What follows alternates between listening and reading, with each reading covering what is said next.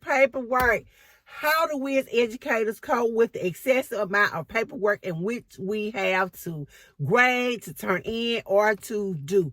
It can be so stressful. It can cut into your lives outside of school. It can cause restless nights, and it can affect your health adversely. So we're going to talk about today, how do we cope with excessive amounts of paperwork as educators? And in case you don't know where you are, this is LaWanda Shields, a TQ classroom, and your time is valuable, and so is mine. And so I'm going to get right into this video. What can we do to deal with having excessive amounts of paperwork? Unfortunately, teaching comes with a lot of paperwork, and with the new mandates that we have from the federal government and from our state governments, often we have to keep up with tons of paperwork and be able to document events and incidents that happen with students. And so the first thing we're going to do is we're going to have to prioritize. We are going to have to figure out what is most important.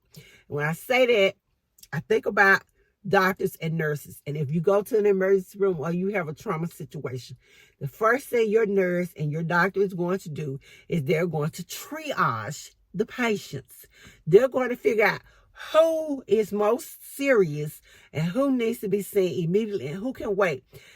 Suppose if someone goes into the emergency room with, let's say they have a stomach ache or a headache.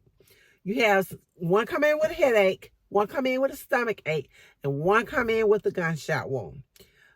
Who do you think is going to get seen first? Of course, the one with the gunshot wound. Then the stomach ache, and last but not least, it's going to be the headache.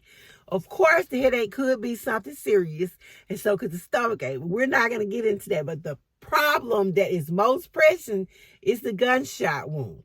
Okay, so when you have large amounts of paperwork to be done, figure out what needs to be done immediately, what cannot wait, that have to be done right then. And then you're going to go from there. I think of the 4 quadrants in the 7 habits of highly effective people. You have to figure out what you need to do that is most important, and you work from there. The next thing you're going to do is you're going to do time blocking.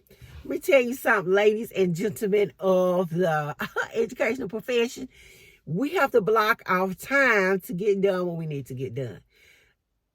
Like I said, we have to figure out what is most important, and the things that are not important, we have to schedule a time to get those done.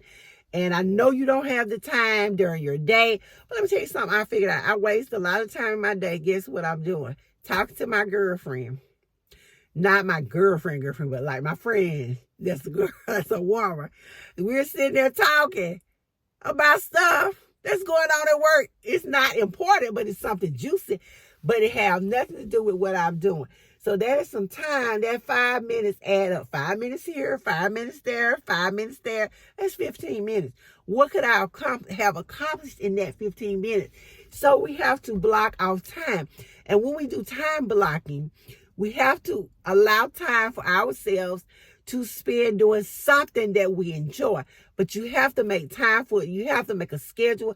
And if we're going to keep work from bleeding over into our home life, from bleeding over into our personal life, then we have to block off time to do things that we need to do.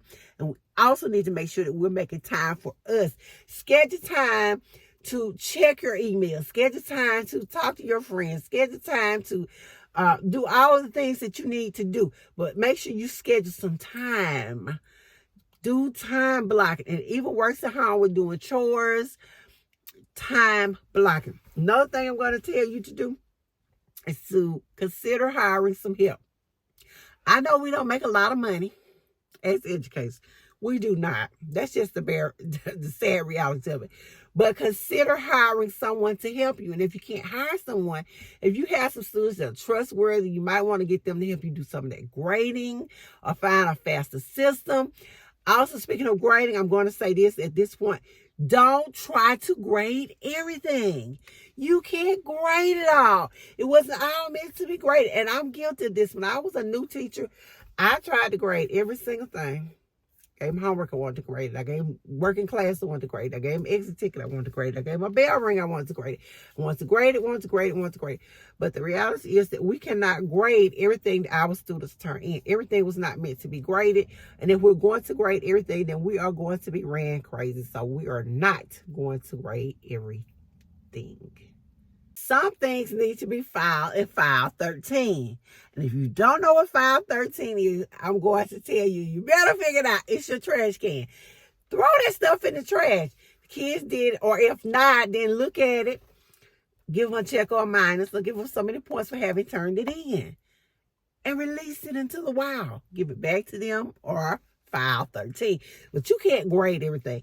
Stop trying to be super teacher and grade all of that stuff. You can't do it. And you will be swimming in papers if you don't. Make it a rule.